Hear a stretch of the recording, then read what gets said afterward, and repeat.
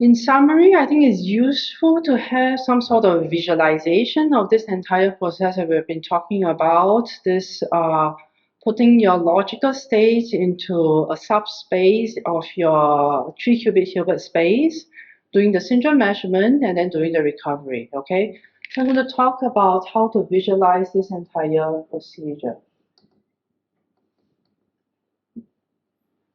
Okay, what I'm going to do is I'm going to start with a big square that represents my 3-qubit Hilbert space. Okay, this is now my 3-qubit, the 3 physical qubit Hilbert space. Okay, let's try this H3. Okay, so this is an 8-dimensional Hilbert space because remember it's 2 to the power of 3, so I have 8 dimensions. My code space, remember this C is a 2-dimensional space, okay? So I can think of this 8-dimensional space if I divide this into 4 pieces.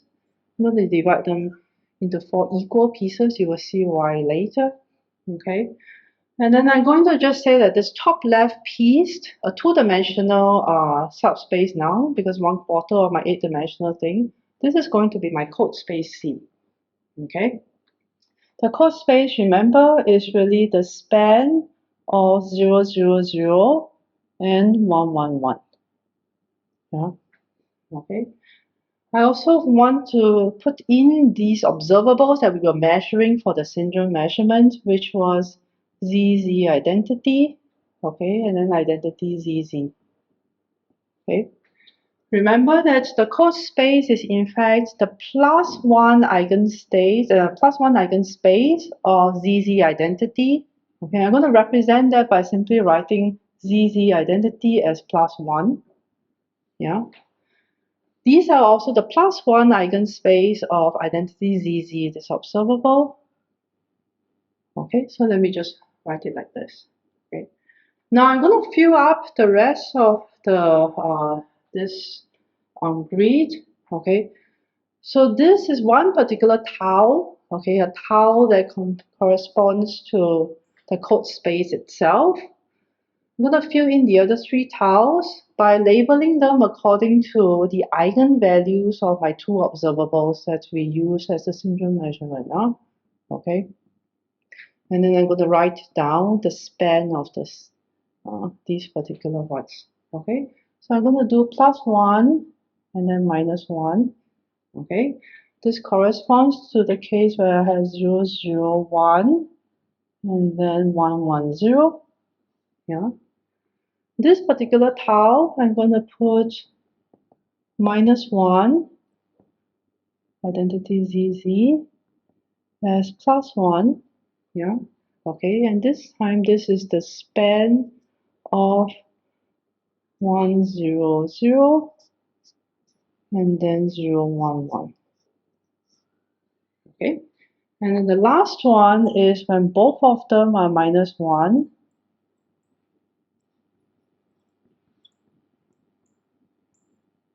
And this is now the span of 0, 1, 0 and then 1, 0, 1. Okay, so I've nicely divided up my 3-qubit Hilbert space into 4 taus. Each of them is 2-dimensional, and I've written what the basis for those 2-dimensional pieces really are. Each of them is a span of 2 such states. One particular tau corresponds to the code space tau. Okay. Now, if I have a particular logical state beside L, that in fact corresponds to a particular point inside my code space. Now, I'm just going to label it like this. Okay.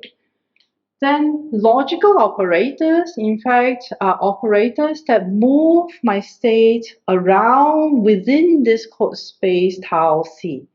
Okay, it doesn't move it out of the code space tau. I started inside the code space tau. My logical operators moves me around just within this tau itself. Okay, what does actually move you outside of that tau are the errors that happen. Okay, so and we can see what really happens if I say apply an X3 error, right? I apply an X3 error to this. what is going to happen is that it's going to change this into 0, 0, 1, and then 1, 1, 0. Okay, and that's actually a state that is in this particular tile. Yeah. So I'm going to draw it like this. I'm going to draw this as x3, meaning that if I started with my state being in my code space tile, an x3 error brings me out of this tile into this particular tile that is here. Okay, and this particular tile is labeled by having these eigenvalues to be +1 and -1. Okay, you can check for yourself that I go from this tile into this one below by an x1 error. Okay, and then I go from the C tile into this one that's diagonally across by an x2 error. Okay. Now, once you have this picture in mind, it's easy to understand what the syndrome measurement is actually doing. Your syndrome measurement is simply trying to figure out which tile you have wound up in after that particular error has happened. Yeah, okay. If you take a look at this, in fact, you see that the two tiles on top have this property that ZZ identity have the +1 eigenvalue, the ones below have the -1 eigenvalue. Okay, so let me represent this division into top and the bottom as saying that I figure out whether or not I'm in the top or the bottom by measuring these observable ZZI, okay, or ZZ identity. Yeah? Then you observe that the ones on the left, these two tiles on the left, have identity ZZ being +1, okay, and then the two on the right have identity ZZ being -1. Yeah. So being on the left or right is distinguished by this observable identity ZZ. Okay, so that's what your syndrome measurement is actually doing. You're using these two observables, you measure these two observables, you figure out and locate yourself, and you figure out which tile you are actually in at that, after the error has happened. Yeah? Okay. One thing that I should have put in earlier is to note that you also, these are the signal error cases, you also have the no error case, which I will simply draw like this. The no error case is something that doesn't bring you out of the tile that corresponds to the code space. Yeah? You just stay within this code space tile itself. Okay, so you start by encoding your state into this code space tile. An error happens, you wind up in one of the 4 tiles. Okay, you use a syndrome measurement ZZ identity and identity ZZ, these two observables, you measure them, you figure out exactly which tile you are in. Once you figure out which tile you are in, the pink arrow tells you what is the error, that's your diagnosis. You reverse that by you apply a recovery operation, which is essentially by an x2 error, I just apply the reverse. I apply x2 as my recovery operation. I go from this tile back into my code space tile. Yeah, okay. Now, it's also useful to have this picture and use it to represent what happens when you have these situations of 2 errors or 3 errors, which you are not, in fact, able to correct properly. Yeah. If you work through the algebra a little bit, you'll find that the x1, x2 error corresponds to this situation. So I have x1, x2. If I have x1, x2 error, it brings something that is in tile C into this particular tile on the right. Okay, this one corresponds to having the error x2, x3. And then this one corresponds to having the error x1, x3. Okay. Now, these errors that you cannot actually correct, what happens is that, well, you started here, the error takes you here, for example, for this x1, x2 error. Your syndrome measurements tell you that you're in this tile, okay? Your then diagnosis is that an x3 error happens. You reverse the error by applying x3, okay? So you're now back inside here. But you have done a non-trivial loop here because you have done x1, x2 followed by the x3 that brings you back. And this winds up being this logical X operator, okay? And this is also the situation where when you have 3 errors happening, x1, x2, x3, okay?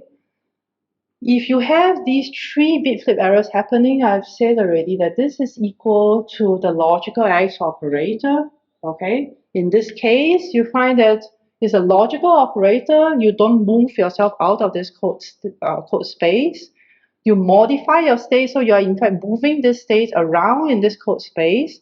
But because you stay within the code space itself, the diagnosis that is made by your ZZI and IZZ measurements will just tell you that there's no error.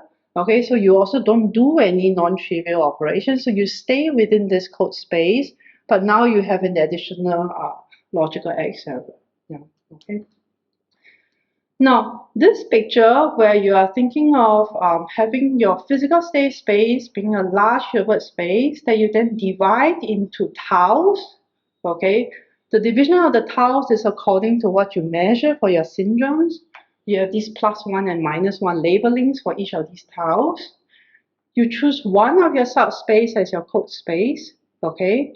And then your syndrome measurement tells you, depending on what errors has occurred, it tells you where you are located, okay?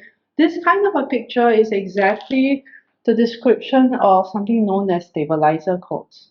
Now, it's not just restricted to this 3-qubit bit flip code. The 3-qubit bit flip code is simply probably the simplest example of a stabilizer code. Now, stabilizer codes are a very large class of codes that has this sort of a tile and very neat pieces, this sort of a description.